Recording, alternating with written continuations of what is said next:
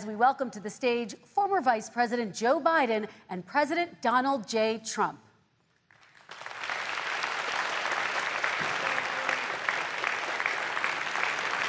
You also said a vaccine will be coming within weeks. Yes. Is that a guarantee? No, it's not a guarantee, but it will be by the end of the year. But I think it has a good chance. There are two companies, I think, within a matter of weeks, and it will be distributed very quickly. Can you tell us which company? This is the same fellow who told you this is going to end by Easter last time. This is the same fellow who told you that, don't worry, we're going to end this by the summer. We're about to go into a dark winter.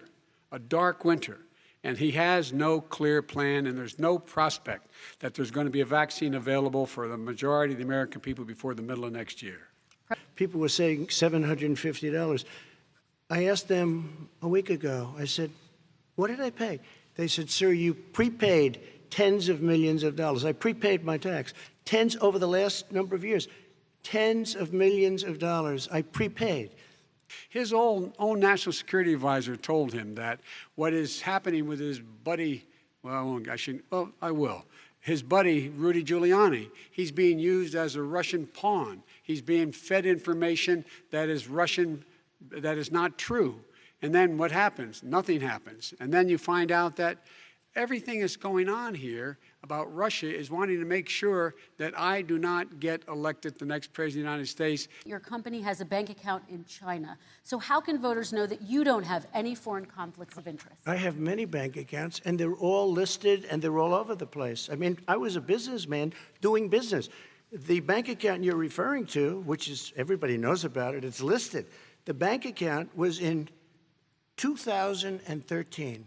That's what it was. It was opened it was closed in 2015, I believe. And then I decided, because I was thinking about doing a deal in China like millions of other people. I was thinking about it, and I decided I'm not going to do it. As of tonight, more than 12 million people are out of work. And as of tonight, 8 million more Americans have fallen into poverty, and more families are going hungry every day. Those hit hardest are women and people of color. They see Washington fighting over a relief bill. Mr. President, why haven't you been able to get them the help they need? 30 seconds here. Because Nancy Pelosi doesn't want to approve it. I do. But you're the president. I do, but I still have to get. Unfortunately, that's one of the reasons I think we're going to take over the House, because of her. You know, Bernie Sanders tried it in his state. He tried it in his state. His governor was a very liberal governor. They want to make it work. Okay, let's let Vice President Biden respond. It doesn't Vice work. President He's Biden a very confused guy. He thinks he's running against somebody else. He's running against Joe Biden. I beat all those other people because I disagreed with them. But the United States can't locate the parents of more than 500 children. So how will these families ever be reunited? Children are brought here by coyotes and lots of bad people, cartels, and they're brought here, and they used to use them to get into our country. We now have as strong a border as we've ever had. We're over 400 miles of brand new wall. You see the numbers, and we let people in, but they have to come in legally, and they come in through merit. But how will you reunite these kids with their families, Let me just tell you, Mr. President? they built cages. You know, they used to say, I built the cages. These 500-plus kids came with parents. They separated them at the border to make it a disincentive to come to begin with. Real tough. We're really strong. And guess what? They cannot, it's not coyotes didn't bring them over. Their parents were with them. They got separated from their parents. And it makes us a laughing stock and violates every notion of who we are as a nation. Let me ask you a follow-up question. Kristen, they did it. We changed the policy. Your response to that? They did it. We changed. Did not They built the separate cages. the Who built the cages, Joe? Let's talk about what Who built the cages, Joe? Joe? Let's talk about what we're talking about. What happened? Parents were ripped, their kids were ripped from their arms and separated. And now they cannot find over 500 sets of those parents, and those kids are alone. Nowhere to go. Nowhere to go. It's criminal. It's criminal. Because I am the least racist person. I can't even see the audience because it's so dark, but I don't care who's in the audience. I'm the least racist person in this room. Okay, Vice President Biden, let me ask you very quickly, and then I have a follow-up question for you. Abraham Lincoln here is one of the most racist presidents we've had in modern history. He pours fuel on every single racist fire. Every single one. Started off his campaign coming down the escalator saying he's going to get rid of those Mexican rapists. He's banned Muslims because they're Muslims. He has moved around and made everything worse across the board.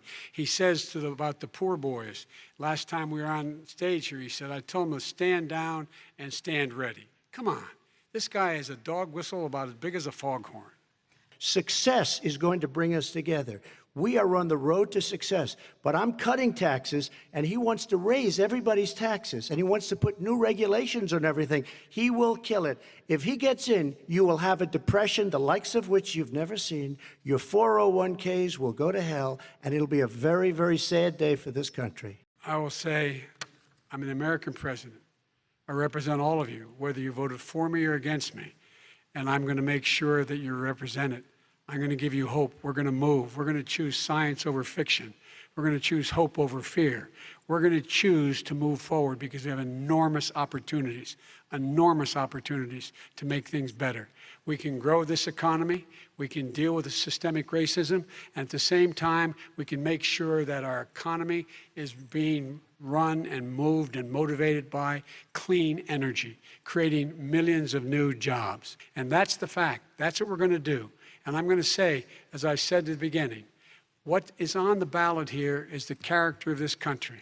Decency, honor, respect, treating people with dignity, making sure that everyone has an even chance. And I'm going to make sure you get that. You haven't been getting it the last 4 years.